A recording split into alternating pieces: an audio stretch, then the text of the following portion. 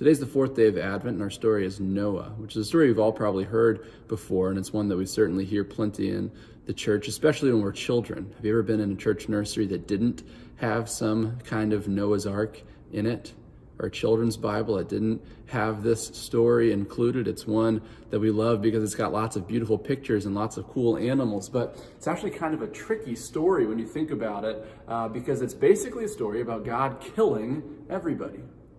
Right? That's the point of the story, is that God uses a flood to kill all of humanity except for Noah and his family, which that's not how God works. That's not the God that we know at all.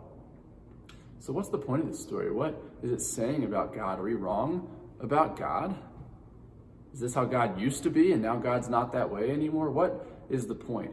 And I think the first thing in answering that question is to name that this is a myth.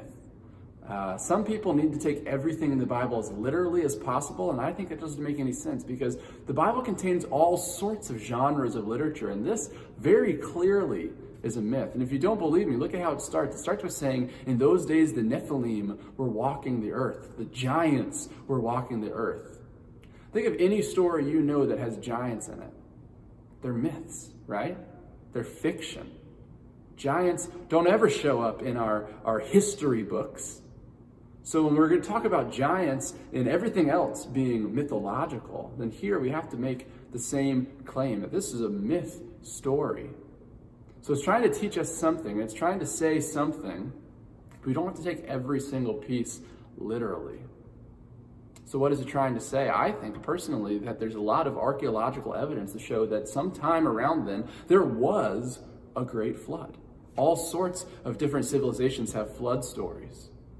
And so, why was there a flood? Well, because God must have done it. That's kind of how our brains work, and especially in ancient religious civilizations, if something happens, it's because God did it. But what's interesting about this story is that, yes, God did this flood. God is the explanation for why this happened. But there's also hope, which doesn't show up in all the stories. In this story, it ends with God saying, I won't ever do this. I make a covenant that this is not the kind of God that I am. I'm not the God who's going to wipe out the whole world.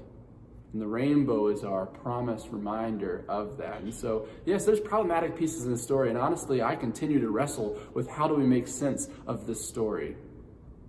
But I cling to knowing that at the end of the day, God promises that this is not the God that we have. We do not have a God of destruction.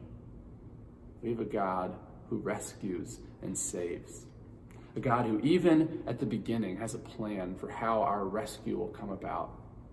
A God who promises to be with us. Remember that you are loved, and God's peace be with you.